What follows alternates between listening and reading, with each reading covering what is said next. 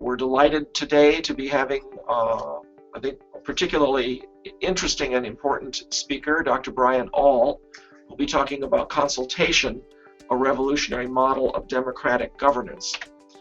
I should probably give you a little bit of background about the Wilmette Institute in order to get started. We're now 21 years old. We were established in January of 1995 by the National Spiritual Assembly. And for 10 years, we ran a face-to-face program in Wilmette called the Spiritual Foundations for a Global Civilization program. Starting in 1998, we began to do online courses as well, parallel to the Spiritual Foundations program. And as of this morning, I did a count, 346 online courses, and a total of 9,509 people registered, or I should say participants, and some people probably have participated more than once. We think 115 countries have been represented among our students. We're still trying to keep track of that number.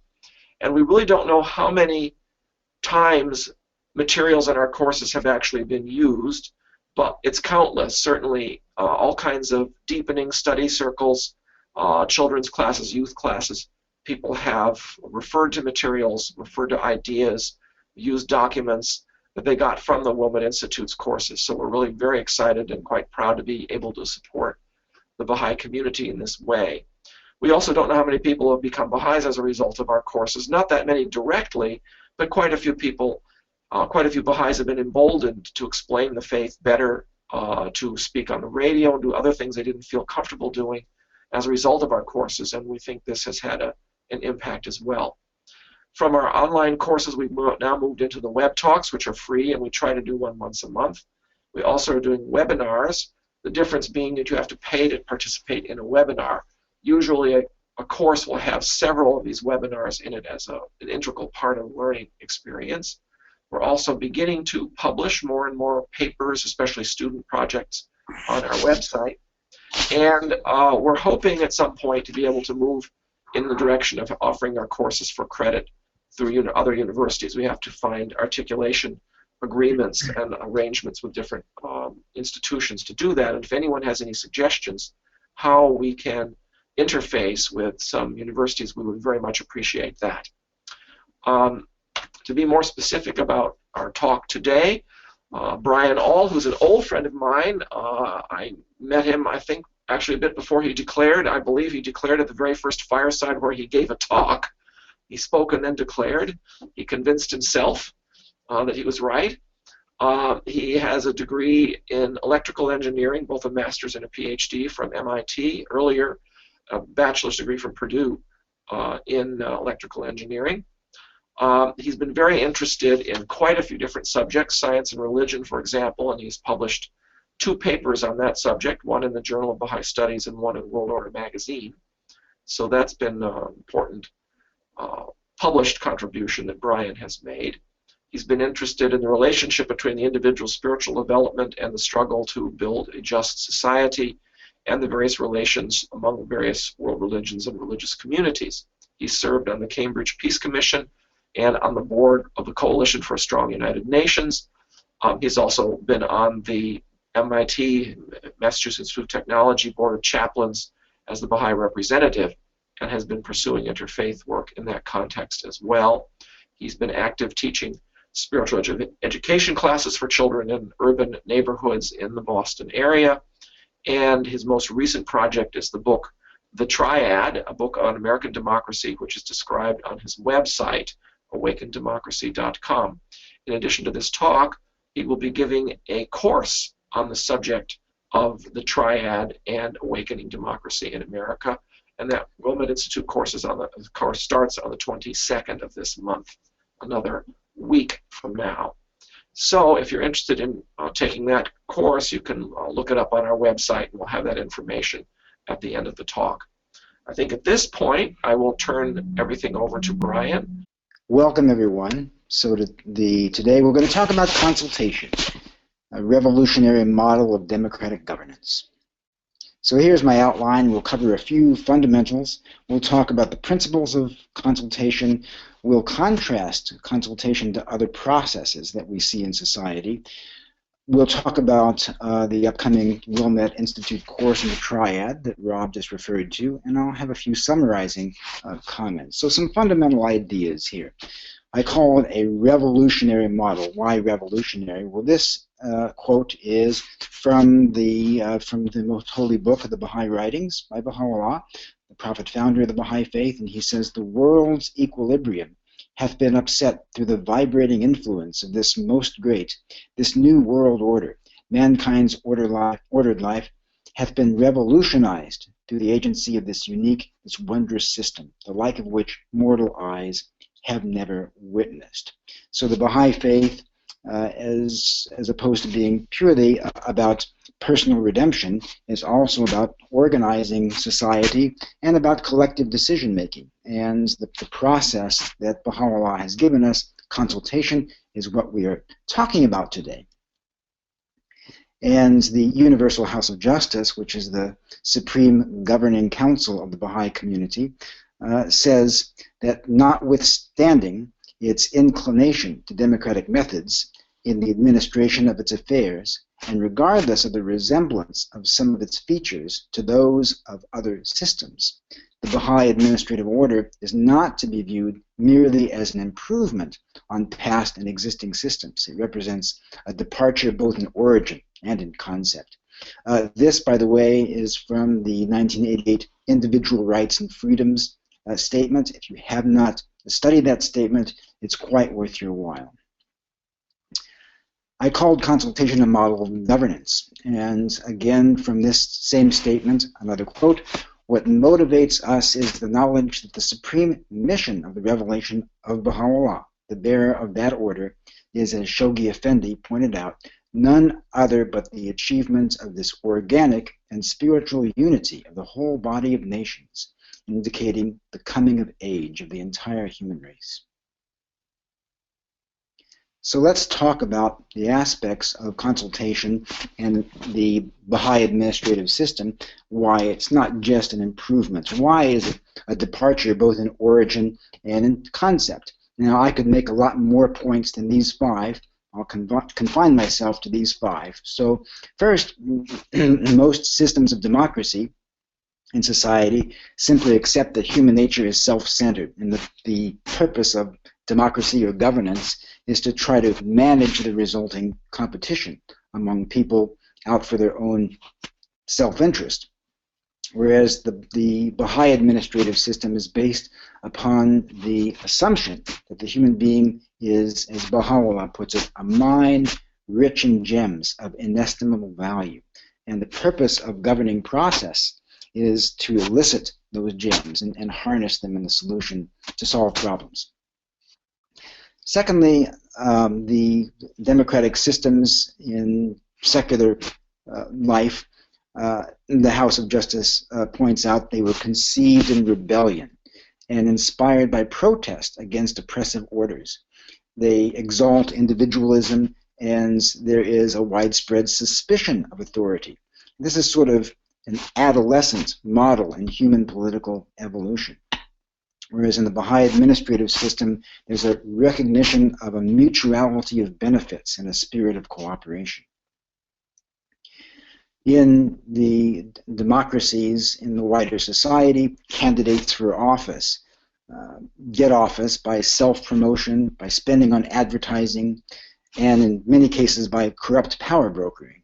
Whereas when Baha'is elect their governing councils, we're all free to choose the best qualified people based upon qualifications such as selfless devotion, unquestioned loyalty, a well-trained mind, mature experience. If you're a Baha'i, you're familiar with those qualifications.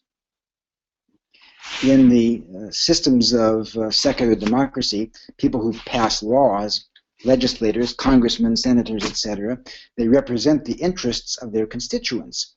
And some of the constituents are more well-heeled than others and can have more influence.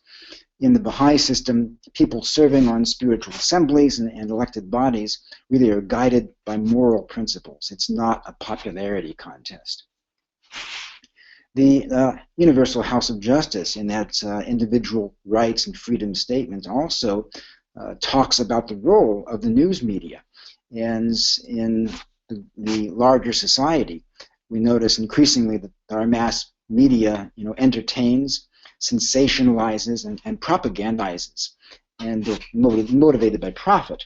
Whereas the Baha'i writings call for the news media to publish high thoughts and direct public opinion to what is worthy and use clear, comprehensive, and conclusive proofs. So the news media should really be an instrument for consultation and problem solving in society. Okay, so let's talk about the principles of consultation. First of all, what is consultation? Well, Abdu'l-Baha says it's spiritual conference. It's conducted in an atmosphere of love and respect, and its purpose is the investigation of truth. So this is very, very different from the decision-making processes such as parliamentary debate. And I'll expound on that a little more later. When participants go into a consultation process, they cultivate some individual qualities, which Abdu'l-Baha calls prime requisites, and there are 7, and they're quite striking. So first he says we have to have purity of motive. It is, in my understanding, freedom from ulterior motives. Our motives have to be pure. Radiance of spirit. Detachment from all else save God. So you have these very striking spiritual attributes or spiritual orientations going into consultation. Attraction to his divine fragrances. And then 5th, humility and lowliness among his loved ones, patience and long suffering and difficulties, and servitude, so a spirit of service. And then Abdu'l-Baha also talks about 2 essential conditions that prevail in the group, at the group level. And one is love, harmony, freedom from estrangement among the participants, and consultation is conducted in a prayerful spirit and begins with prayer. So here are a few ground rules for the process of consultation. So first, when we're consulting, we carefully consider the views that have already been advanced by others before expressing our own views. So we listen, we accept worthy ideas and not hold willfully to our own ideas. On the other hand, there should be frank expression of one's thoughts and opinions. But we're told that we have to express our thoughts with devotion, courtesy, dignity, care, moderation. And when we express our opinion, we don't express it as being right, but as a contribution to the group's process of finding the truth and reaching a consensus. The third point is that we have to kind of leave our ego at the door when we enter this process. So it's not about who's right, it's about what's right. And so it's important not to feel hurt if someone else has an opinion that disagrees with our own. It's conversely important that we don't belittle the contributions of others. And Abdu'l-Baha says the shining spark of truth comes forth only after the clash of differing opinions. And the thing that distinguishes consultation is that opinions can differ, and that's good because it gives more insight into the issue, while at the same time the people involved can love each other and respect each other. So there are some steps in decision making. So once the prime requisites and conditions I referred to are fulfilled, the first thing that the participants do is they find out all the facts related to the issue and use the advice of experts when that's available. Contrast this to what often happens in the democratic processes of society, where facts are cherry-picked in a very selective way, either to propagandize or to hold willfully to an opinion. Third, the participants identify the spiritual and ethical principles that relate to the situation. So that's one thing that distinguishes consultation, is that spiritual and ethical principles are front and center. And then they apply those principles to reach a decision. Now, a consensus is preferable. If a consensus is not attainable, majority vote can be taken. And the other interesting thing about consultation is that once the process is completed and the decision is reached, there are no minority opinions or no people censuring or criticizing the decision after the fact. Everyone supports the implementation of the decision. And I'll talk more about why that's important a bit later on. In fact, right now. So what if the decision's a bad one?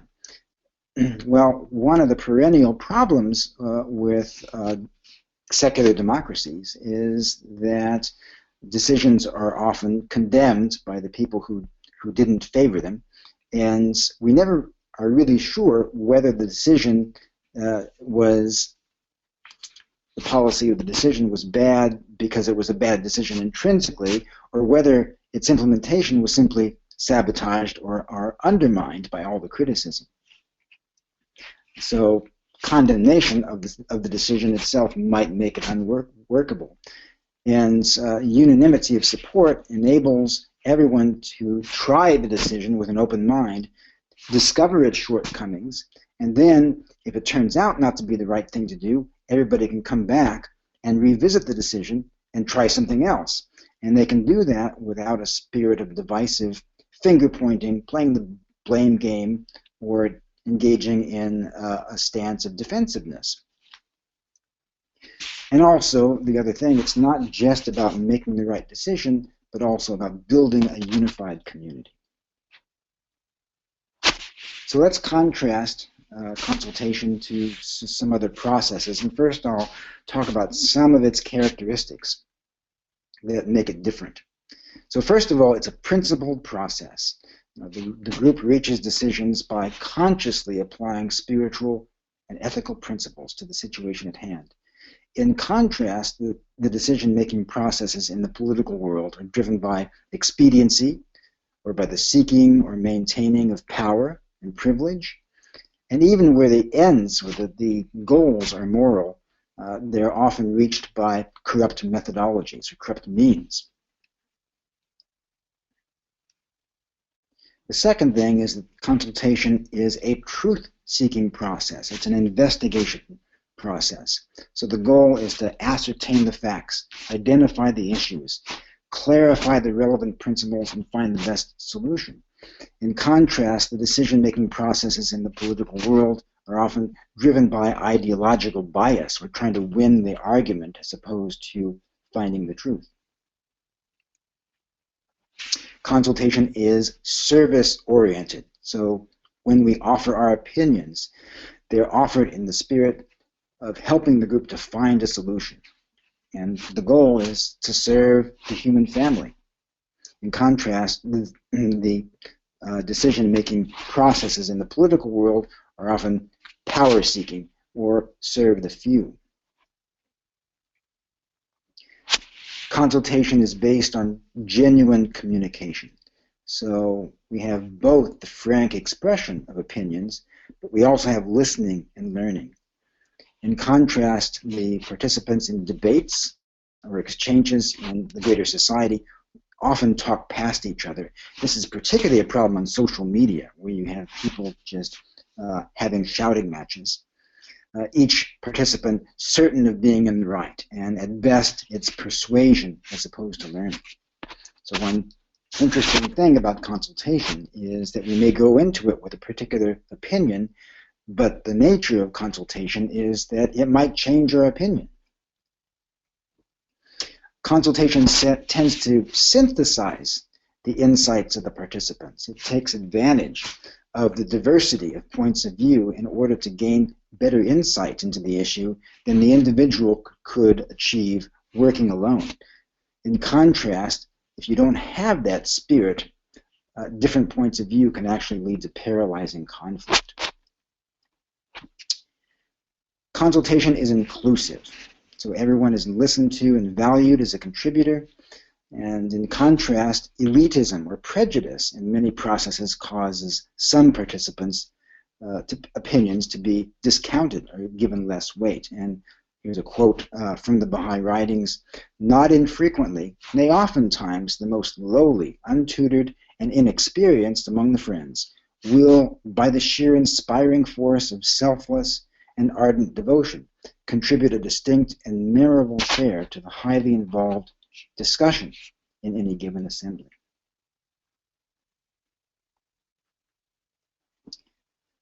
In consultation, unity, the idea that we can be different and yet work together, is a priority. It's not a side effect. So the harmony and cohesiveness of the group is a priority going into the process, during the process, and in supporting the decision after the process is over.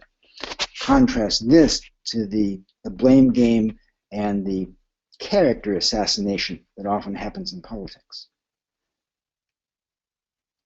So let's contrast consultation to, for example, legislative processes that we see in Congress or other legislative bodies in society. So first of all, congressmen, senators might have a mixture of goals and motives. They might be out for the benefit of humanity, but that's extremely rare. They might be out for the benefit of the country, and that's rare. More often, they're out for the benefit of one particular state or district, or the benefit of a special interest or group of constituents, or they're in it because they want good publicity for themselves or avoiding bad publicity, political gain for a party, and the most crass motive, obviously, is the perpetuation of wealth and power.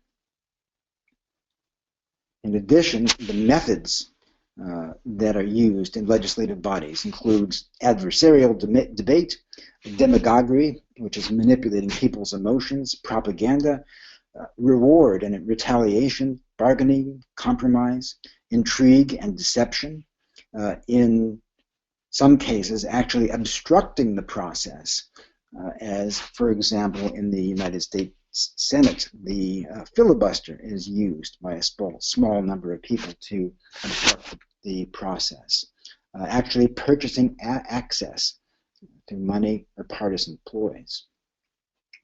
Here's an interesting quote from Abdu'l-Baha, by the way, is the son of Baha'u'llah, the prophet founder of the Baha'i faith.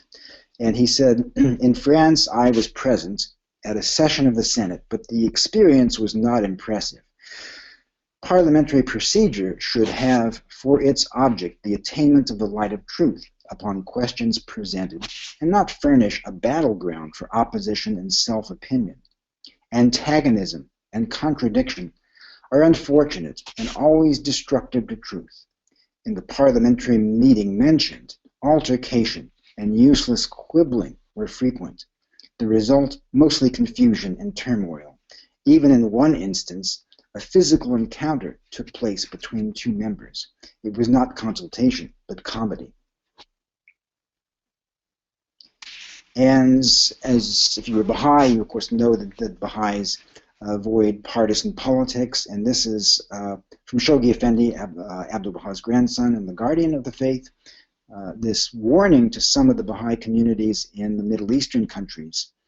He says, "Beware, beware, lest the foul odor of the parties and peoples of foreign lands in the West and their pernicious methods, such as intrigues, party politics, and propaganda, practices which are abhorrent even in name, should ever reach the Baha'i community, exert any influence whatsoever upon the Friends, and thus bring all spirituality to naught. The Friends should, through their devotion, love, loyalty, and altruism, abolish these evil practices, not imitate them." And that was back in 1923. Now let's contrast consultation to compromise or negotiation. So in compromise, each of the participants seeks to gain certain outcomes from the process. And those outcomes are generally known ahead of time. And the participant might bargain, might trade off some of the outcomes in order to get others. In consultation, the participant really seeks to serve the community or seeks to serve the highest ethical principles. And the outcomes of the process are actually not known ahead of time, generally. What the group does is it applies spiritual and ethical principles, and the goal of the process is to discover the best outcome, or what the outcome should look like. A consultation versus adversarial debate. So in debate, each side seeks to win the argument. So each side presents evidence for its position and suppresses or ignores evidence that does not support its position. And this is done in politics. It's the basis of our court system to a large degree. Consultation, on the other hand, is different from that. Each participant expresses views as a contribution to a truth-seeking process. Everybody considers all the evidence, and as a result of that process, a participant's mind can actually be changed. So it's about finding the truth as opposed to winning an argument. Over the years, I've worked with various peace and justice groups here in Cambridge, and a lot of them practice non-adversarial decision-making techniques or processes, and these are sometimes called consensus building. There's some resemblance between consensus building and consultation, but I want to make a contrast here. In consensus building, or at least in some consensus building processes, unanimity, or unanimous decision, is the primary goal. And the risk there is that when unanimity is not obtained, the group gets paralyzed. And the other risk is that the group abandons core values in favor of some watered-down outcome to which no one objects in order to obtain a consensus. Whereas in consultation, finding the truth is really the goal. And unanimity is a good thing, but it's the result of a good process as opposed to being a goal.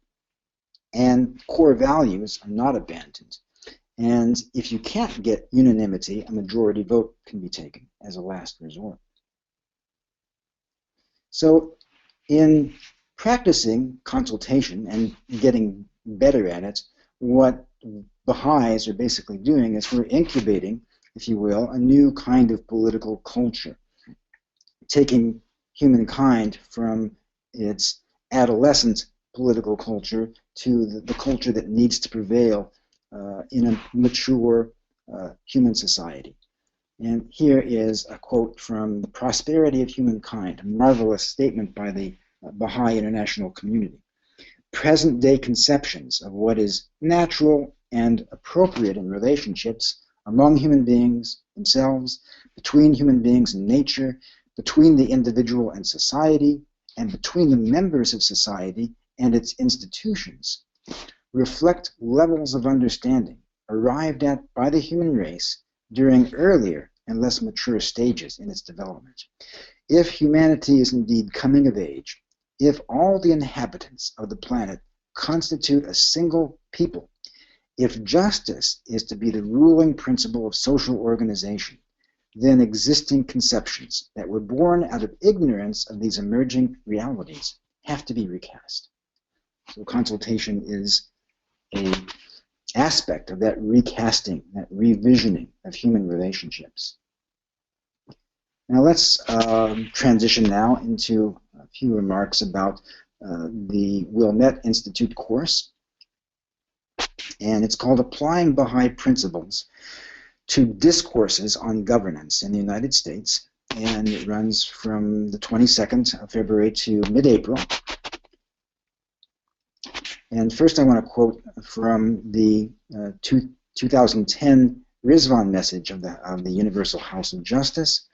It talks about two interconnected, mutually reinforcing areas of activity within the Baha'i community: involvement in social action and participation in the prevalent discourses of society. So the Baha'i faith is nonpartisan, but it should not be portrayed as apolitical in the sense of being completely disengaged. Baha'u'llah says that we should be anxiously concerned with the needs of the age we live in and center our deliberations on its requirements. So the idea of discourse, which is mentioned by our institutions now, is really to apply the teachings and the principles of the faith to improve some aspect of the social and economic life of a population.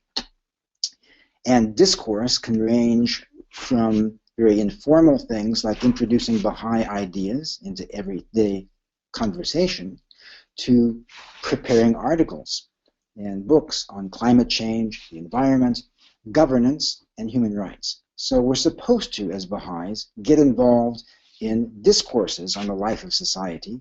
And in fact, governance is one of the topics mentioned by the House of Justice as a legitimate subject of discourse. What's important for Baha'is is to elevate our insights to the level of moral and ethical principle, as opposed to becoming entangled in partisan debates. So in 1985, the House of Justice released the Promise of World Peace, which was this statement on peace addressed to the peoples of the world. And this is when I first became involved with discourse. We were asked to present the peace statement to leaders of thought, to political leaders. And in Cambridge, we presented the Promise of World Peace to all 9 members of the Cambridge City Council. And as a result of that, the Cambridge City Council in 1986 passed a resolution, which is shown on the right, which warmly praises the achievements of the Baha'i world community in social and economic development, emancipation of women, elimination of prejudice, and actually states that the Baha'i community is a model worthy of study, and that the Promise of World Peace should be studied by people who are working for peace. So when this happened, and I was very much involved, it led to a lot of conversations with local activists. I was invited to become a member of the Cambridge Peace Commission, later the Coalition for a Strong United Nations, and this led to learning how to present Baha'i teachings to people who were out there trying to change the world. Here is again a quote from the House of Justice about the state of affairs in recent years. And it says, one of the signs of the breakdown of society in all parts of the world is the erosion of trust and collaboration between the individual and the institutions of governance.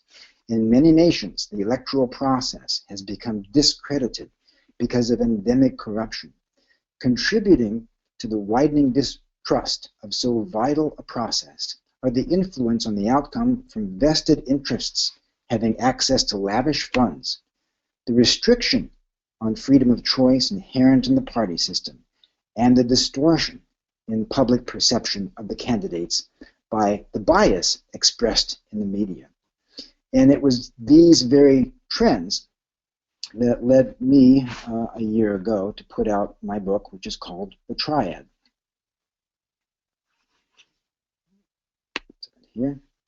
So the full title is The Triad, 3 Civic Virtues That Could Save American Democracy. And the book is inspired by Baha'i principles. It addresses the dysfunctional state of public life in the United States. And superficially, it looks like the book might be about politics, but in fact, it's not about politics. It's about virtues, the lack of which makes politics fail. And in my talk bubble there, I list the 3 virtues. One is what I call service. And service is the idea that as a citizen, I should be a protagonist in the solving of problems, as opposed to waiting for government to do everything.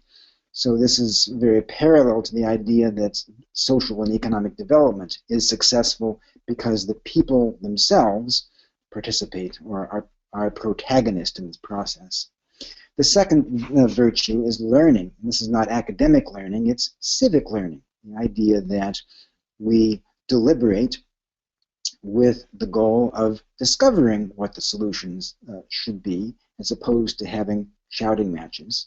And the third virtue is community building, where we build civic relationships, and particular relationships that bridge traditional divides, such as race, class, educational background, and so forth.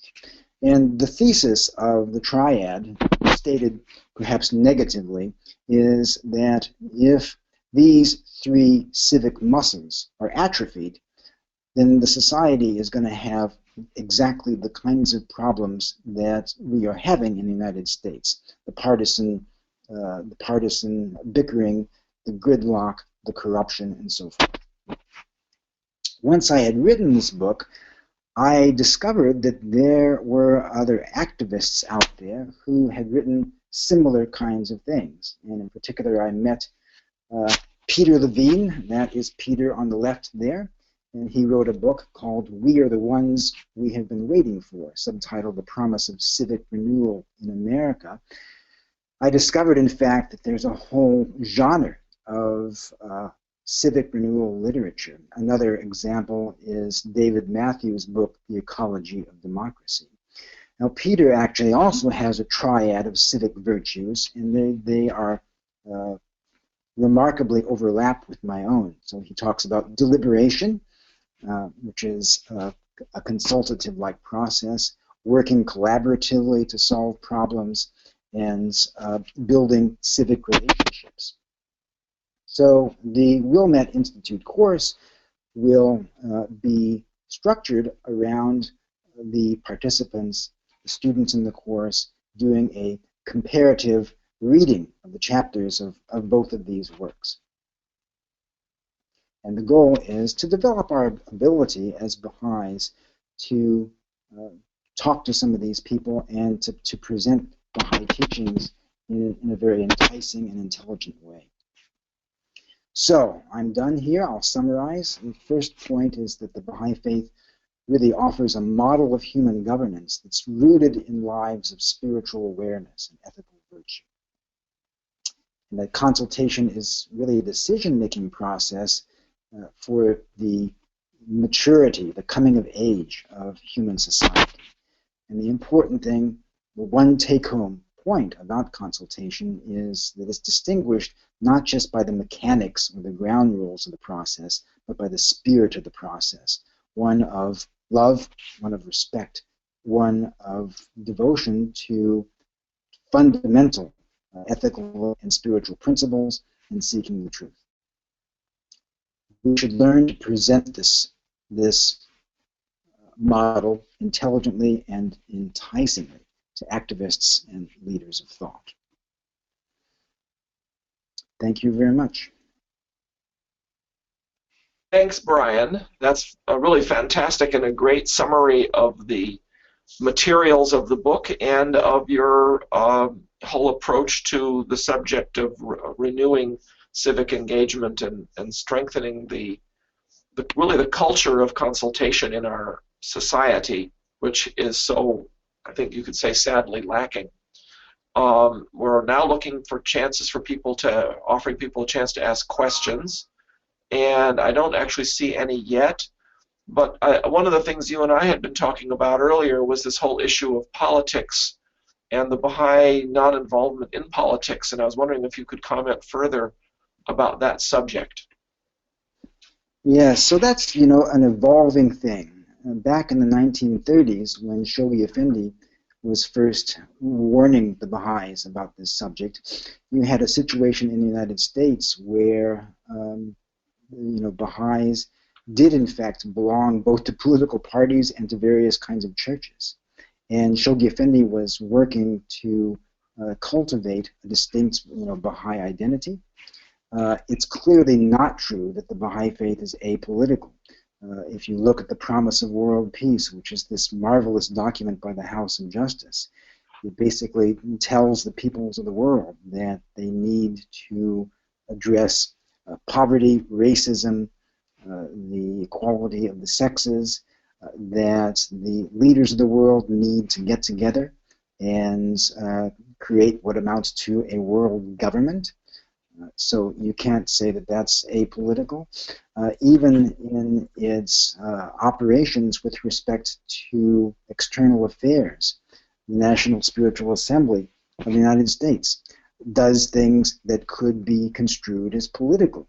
They, in fact, when we organized the Education Under Fire campaign a few years ago, they told us not to portray the faith as apolitical when talking to members of the press, because they themselves, the National Spiritual Assembly, has actually lobbied the United States Senate for ratification of the CEDAW Treaty, the Treaty for the Elimination of Discrimination Against Women.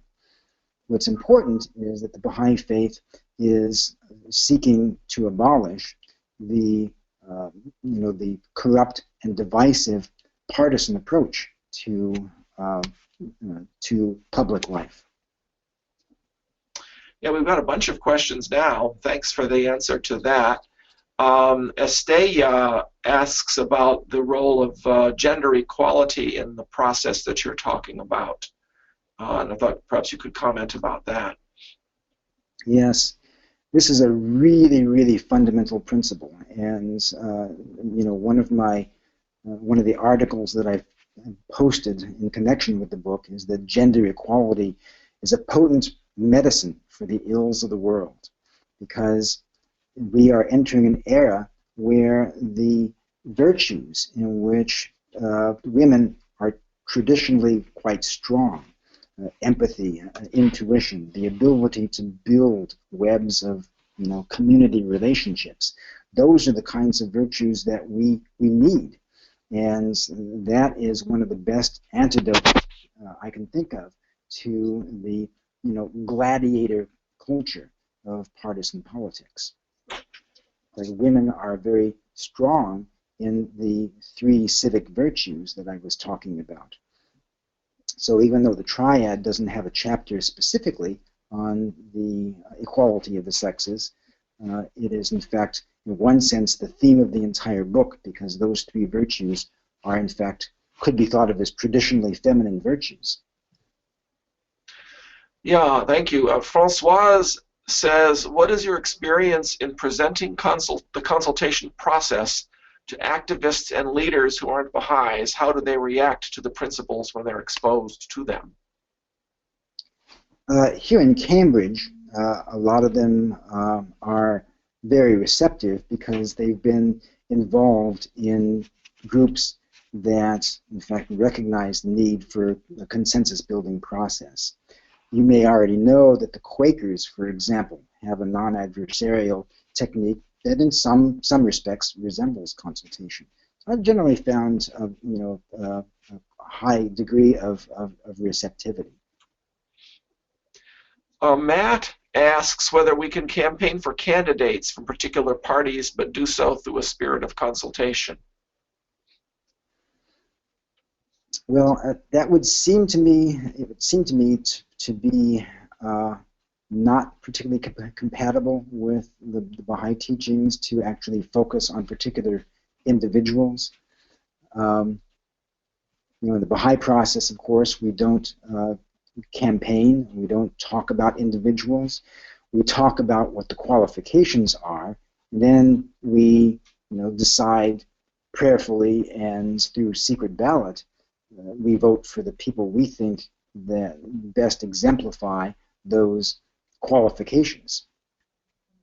So I never, for example, in my posts or articles or blogs or whatever, either favor or criticize particular individual candidates.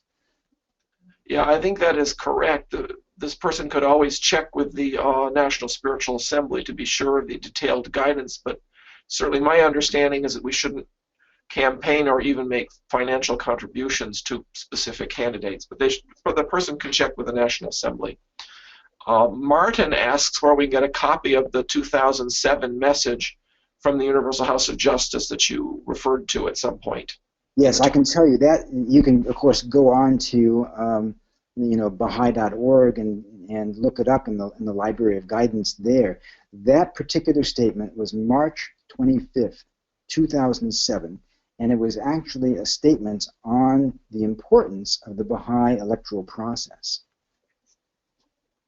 Yeah, I remember seeing that one. Nabil asks, are you aware of applications of these governance principles you've listed for business organizations? As a matter of fact, a great deal of the Triad is devoted to new models of business functioning and economics. And it's interestingly enough, there is a contrast between two, chain retail stores. I don't call them by their real names. I call them Gallant and Rude. And Gallant actually exemplifies a much more consultative culture within the organization. There is a much more of a spirit of both management and labor being part of a common team. Hushmand asks, are you aware of any model of consultation practicing at the organizational level which is close to the Baha'i model of consultation?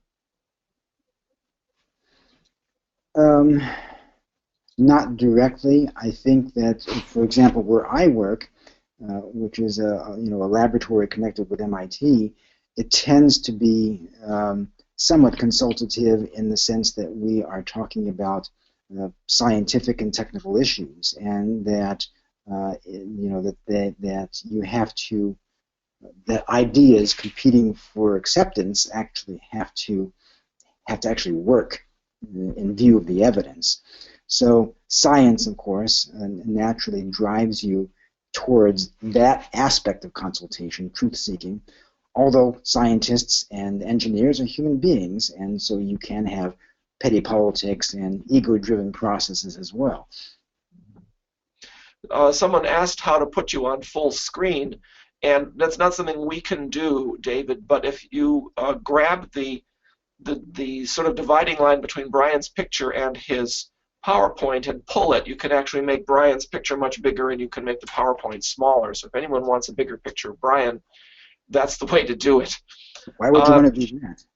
Huh? Why would you want to do that?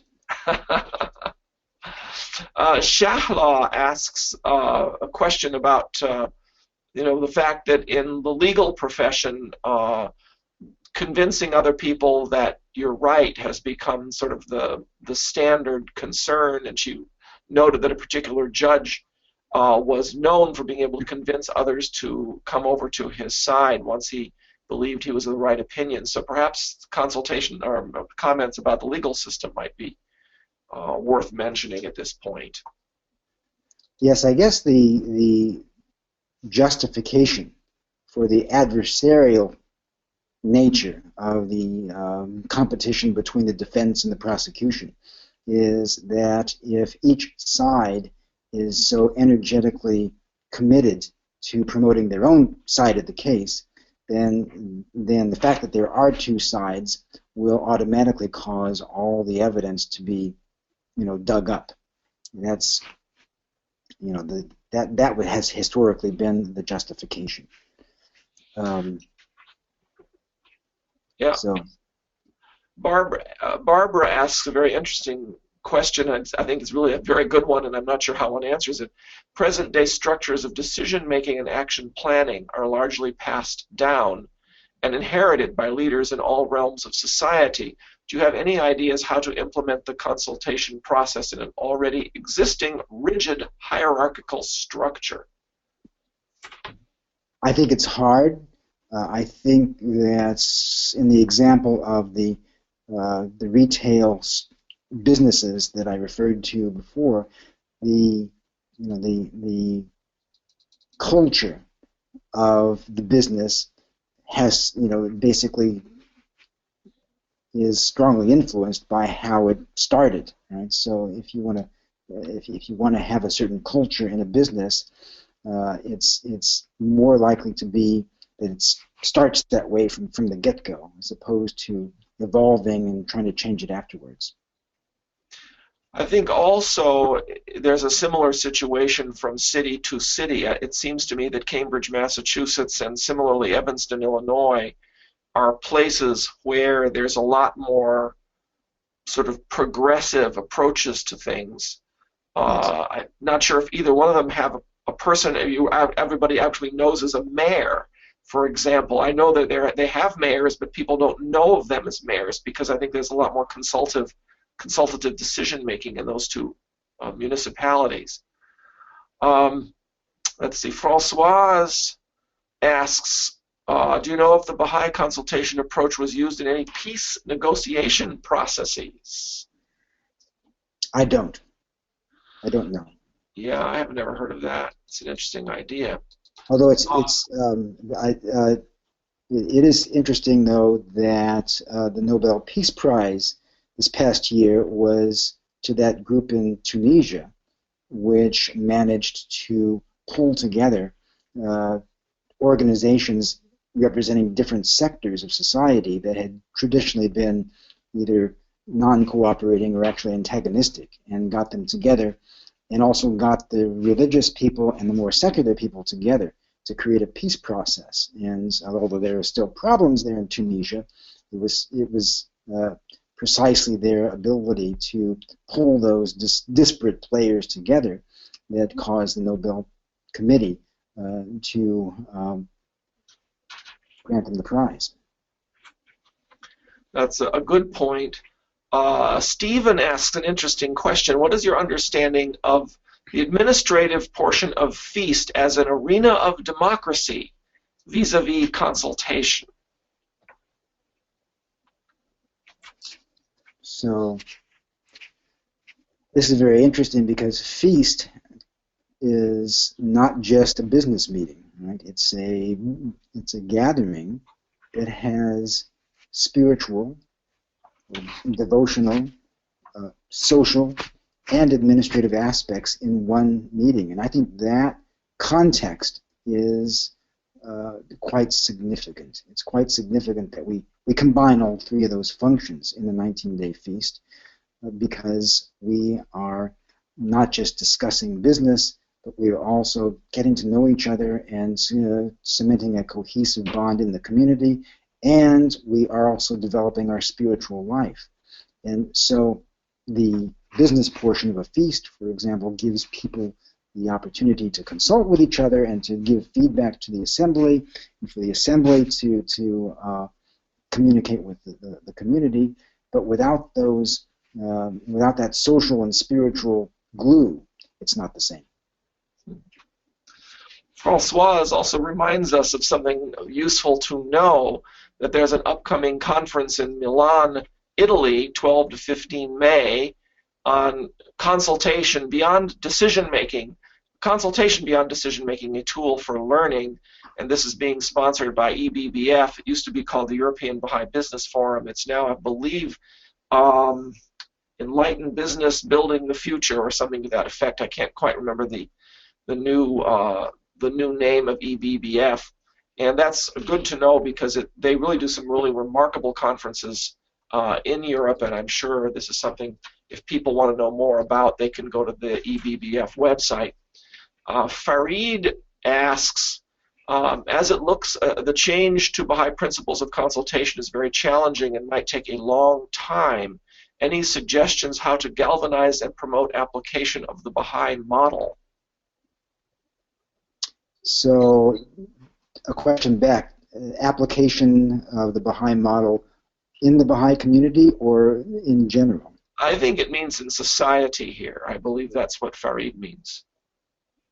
Yeah, and I think that's why this civic renewal literature that I referred to, Peter Levine's book, David Matthews, Matt Leininger, other authors in this genre, are in fact out there promoting very similar principles. So one of the things that we can do is, engage with those kinds of people, and because we should give them, when people are out there applying Baha'i principles, they're having success as a result of that, because they're applying principles that reflect the nature of reality in some deep way. So one way is collaboration with like-minded organizations and individuals to apply these principles to the solving of society's problems. One person asks whether the slides and the summaries could be shared with other people, and I should mention at this point that this particular recording will be up on our YouTube channel, and Brian's PowerPoint will be available on our website in another day or two. Both of those things will be available pretty soon, so you can keep an eye out for that. And the next time we do Wilmette Institute publicity for any course, we'll also send out the notice on that particular email of the links to the PowerPoint and to the video. Estea also asks a very interesting question, whether you are aware of studies about progressive countries such as Denmark, Finland, and other Northern European countries as to what processes of consultation they use and how they might differ from the United States. The short answer is no, I'm not. It's a really interesting question, too. I suspect there are some things that are going on there that we could learn about, but I have no idea, really. So, to some extent, the problems that I address in the Triad are not unique to the United States, but I think the United States is leading the world in terms of the problematic nature of the degree to which we have these problems. When Christine Lagarde of the IMF was asked what's holding back the United States, without any degree of hesitation, the first two words that came out of her mouth were partisan bickering. Yeah. She didn't even hesitate. Right up. Does the Triad discuss these three attributes you mentioned in regard to government as well as business? Mary asks. Yes. In fact, the primary emphasis is on governance processes and the corruption of our political process, the influence of money. Gerrymandering, for example, is mentioned in one of the chapters, which is this process of local party bosses drawing the district lines to favor their own parties. Success in the elections, this is a terribly corrupt practice and really needs to be changed. The message of the Triad is that maybe voters need to be maybe a little less concerned about the ideological leanings of candidates and maybe a little more concerned about choosing candidates who are really dedicated to public service and who have good character and who are not for sale to the highest bidder. Mm-hmm. Sharon asks how the chairperson of an assembly can encourage inclusive consultation and discourage combative, ego-driven members. Perhaps I should mention here that we will be having some courses by Trip Bartel later this year, which will be dealing with consultation in the Baha'i context. But I don't know, do you have any suggestions, Brian? When I see a good chairperson in an assembly meeting, I'm really impressed by the skill that it takes, because the chairperson is also supposed to simultaneously be a participant.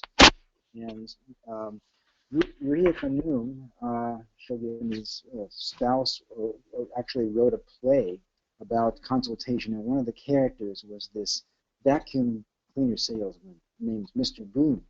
And he was the guy who naturally would dominate the conversation.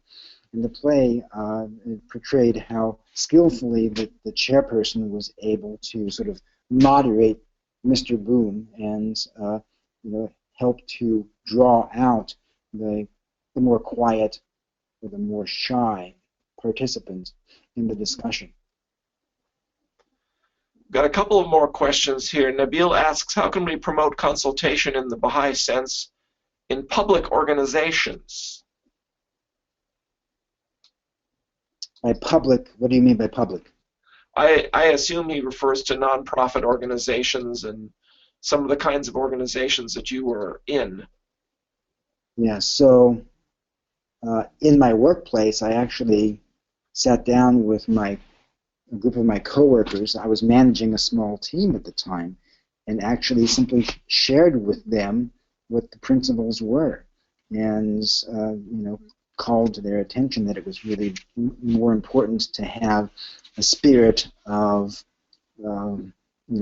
collaborating to find the best answer, as opposed to trying to win the argument.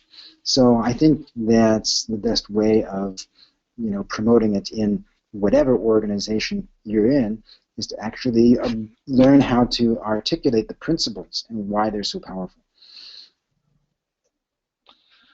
We have an interesting question also from Kojo here. Are there differences in how we apply the processes of consultation in our personal lives to how they are applied on the larger scale that you have described today? By larger scale, you mean like in legislative processes? Well, I suppose personal lives might mean at home, and larger scale might mean in social situations or in organizations one's involved in. That would be my guess. Okay. Well, the principles are the same, right? So I think that the important commonality there is to work on those prime requisites. Right? A spirit of service, a spirit of humility, freedom from ulterior motives, and these personal virtues. That's about it right now. One person does ask the question, what's the relationship between your book and the U.S. Constitution? Well, in my book, I don't actually refer to the Constitution, or I don't claim that the Constitution needs a rewrite. The more important thing is that citizens become protagonists, become civically more active, and in a way that reflects these virtues. That's what's going to make things work. That doesn't mean that legal reform or structural reform is unimportant. The gerrymandering example is a good example of where I think structural reform should take place. But I don't think it's that our Constitution is intrinsically defective and it's causing all these problems. I think that it's that the level of civic engagement, according to social scientists, has actually declined substantially in the United States over the past few decades.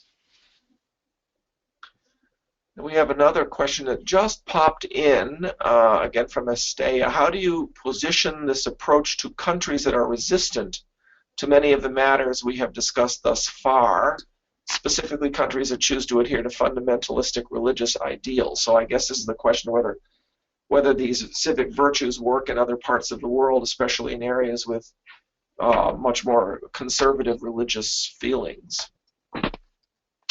I suspect that they do work, but they work in a different way.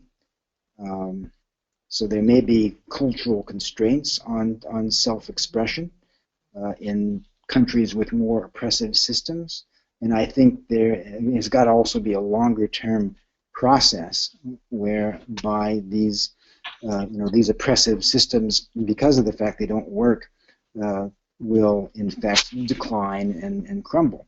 And this is the process of disintegration that Shoghi Effendi tells us about. We also have an interesting question here about where to find the play written by Ruhiya Khanum you referred to. I don't know. It's something that I saw in hard copy, and I don't know whether anybody ever, put it online anywhere. Yeah, it seems to be floating around. And Martin asks if we could do a course sometime on the Constitution of the Universal House of Justice. Is actually under discussion with some other faculty. Nabil asks, are Baha'i consultation principles consistent with a multi-party system? To what extent can you apply these principles in a partisan environment? So I think a partisan environment makes it very hard, because you in that setting, your loyalty is to a party and to an ideology. And so the problem is that both party identification and ideological belief systems start to command a blind loyalty that takes on a life of its own. And I discussed this in the Triad, how a party is something whose birth may be inspired actually by legitimate moral and ethical concerns. But as time goes on, the loyalty to that party takes on a life of its own, and actually it becomes counterproductive. And in the United States, it's even worse in a sense because the two major parties are not even grassroots movements anymore. They're these sort of professionalized money and propaganda machines. And if you're a member of one of these parties as an ordinary citizen, it's pretty much limited to sending in a check or something. It's not really, there's no real grassroots activism behind it. Yeah, another interesting point about the history of parties I heard was that one of the reasons they developed was because when there were no parties, everybody was kind of a party of one, and there was administrative chaos. But of course, that could be prevented or eliminated if people learn proper techniques of consultation and deliberative efforts to arrive at the truth. You would no longer need to band people together into these big blocks where people have no choice but to agree with one person's opinion in order to be able to move up in their own, move up in the hierarchy of their own party. So eventually, other people have to listen to their position or view of things. Yep. So certainly, the party system, which was meant to solve a problem, ended up creating other problems. Someone asked about the Global Responsibility Index, but they didn't explain what it was, so I don't think we can go into that. The use of the internet to end parties, I don't know if the internet will do that. Any comments about that? Yeah, so the internet has so much potential as a medium of communication and perhaps consultation. It is problematic in some ways because when you communicate online, you are deprived of all the cues that a face-to-face encounter has, and so something that is innocently offered might be misinterpreted on the other end in terms of its tone and its intent, and so it can actually cause a lot of miscommunication. I think that's a good point. And perhaps this should be our last question. What kinds of non-Baha'i venues and audiences have you taken your presentation or discussion on consultation to, and what kind of reception have you received? So every summer, the Tufts Tisch School of Public Service has a conference called Frontiers of Democracy. I attended that for the first time last summer when I had first encountered Peter Levine, and I did in fact share at that gathering some remarks about the Baha'i deliberative process. It resonates with people, I think, in that setting because these are people who are consciously trying to find better deliberative processes than the ones that we've had in partisan politics. I also attended the monthly research meeting of the Kettering Foundation, which is headed by the fellow that wrote this other book, The Ecology of Democracy, and also shared in that forum. And again, it's for the same reason. I think there's a great deal of receptivity. So, of course, this may be because I'm reaching out to like-minded people in those particular fora. I get some resonance. Well, I think that will be it in terms of the questions and answers, Brian, and I want, again, very much to thank you. This has been a fascinating discussion, and I can tell it's worked well because the number of people who are watching is still at 96. We peaked at 101, which is our max, and have barely dropped since then, and that itself is a real sign that this has been holding people's attention. The number of questions also have really shown me that there's quite a lot of interest in this subject, and I'm sure the YouTube video will also be well received. I'll be sure that the email that goes out to everybody thanking them lists the websites to check for finding both the PowerPoint and the YouTube video. They may not yet be available at that point, but I'll at least put the web addresses up so you can check a few times. I mentioned that we have another web talk coming up 5 weeks from today on March 19th. Note it's a Saturday and not a Sunday. Vasu Mohan is going to talk about the advancement of women, and he has a talk where he points out there's 5 revolutionary teachings in the Baha'i faith about gender equality, and he's going to enumerate the 12, and he refused to tell us what the 12 are. So you will have to wait and see in order to hear those 5 revolutionary teachings of the Baha'i faith about gender equality. Note the time is going to be 12 noon Eastern instead of 2 o'clock, and it's Saturday instead of Sunday. He wanted to do that because since he is in the United States, but he's from India, he wanted to be sure that his friends in India would also be able to observe the talk. So it's at a time that will work for them as well. We will have an April web talk, but it's not yet finalized. Our May one will be about the nature of the manifestation in the Baha'i writings, and that should be quite interesting. June 5th, Trip Bartel will be talking about creative consultation, and Trip is going to be doing 2 courses for the Wilmette Institute, one on consultation in general, and the other one on feast consultation, how to chair feast. And we're thinking about that one in particular will be very interesting to people. It's a new talk.